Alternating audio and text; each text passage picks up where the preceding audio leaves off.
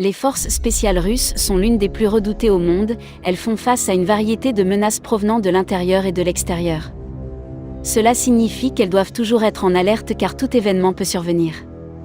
Les recrues subissent des entraînements extrêmement dangereux et une formation vigoureuse. L'une des techniques les plus aventureuses implique de tirer sur la poitrine de l'autre, l'objectif derrière cela est de préparer les hommes à être touchés par un ennemi ou sur le champ de bataille. Au cours de cet exercice, certains soldats se retrouvent blessés par une balle, mais ce n'est généralement rien de grave puisqu'ils mettent un gilet pare-balles. Quel que soit le résultat de cet entraînement, les recrues sont censées riposter le plus rapidement possible. Cet entraînement est assez dangereux et je pense que vous avez très bien compris pourquoi, néanmoins les commandants veillent à ce que certaines précautions soient prises pour éviter les cas extrêmes. N'oubliez pas de nous dire ce que vous pensez de cet entraînement dans les commentaires.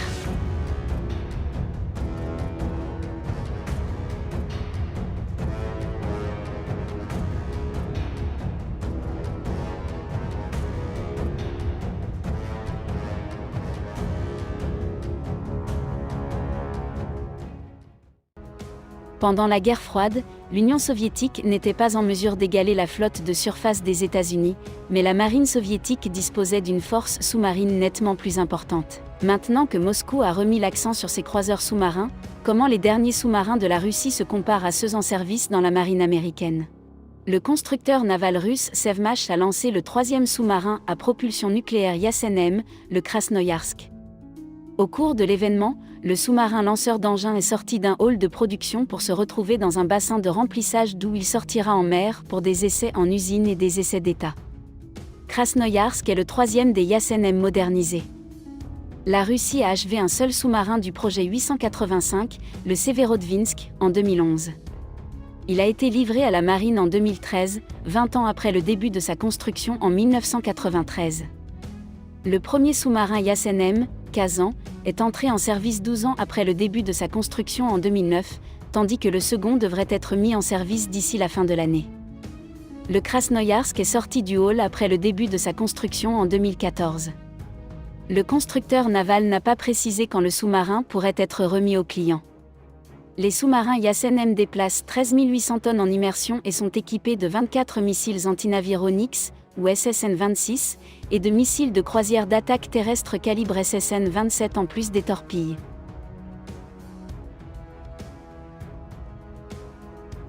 Des rapports antérieurs ont indiqué que les sous-marins pourraient potentiellement être équipés des nouveaux missiles hypersoniques Zircon qui sont en cours d'essai.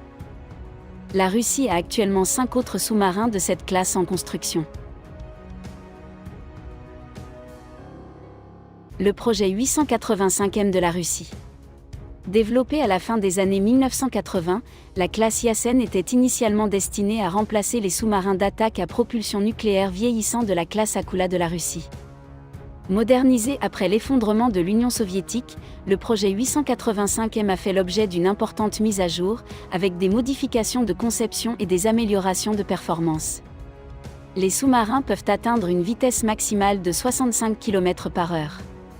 Le Yasen-M est également doté d'une électronique de bord remaniée, d'une longueur totale légèrement réduite, et semble-t-il, d'un nouveau réacteur KTP-6 qui réduirait les niveaux de bruit du sous-marin. Les sous-marins à propulsion nucléaire sont armés de missiles de croisière 3M14K calibre PL et P800 Onyx comme arme de frappe de base, tandis que le Yasen-M possède 32 tubes verticaux pouvant accueillir 3 types de missiles. En outre, les sous-marins pourraient bientôt être armés d'un missile antinavire hypersonique 3M22 Zircon. Actuellement, 5 sous-marins du projet 885M sont à différents stades de construction au chantier naval Sevmash, dans le nord-ouest de la Russie, et le Krasnoïarsk, récemment sorti de l'eau, devrait être mis en service dans la flotte du Pacifique au cours de l'année prochaine, après la réception du Kazan, le premier sous-marin à propulsion nucléaire du projet 885M, qui a été remis à la marine russe le 7 mai 2021. Il est désormais en service actif dans la flotte du Nord.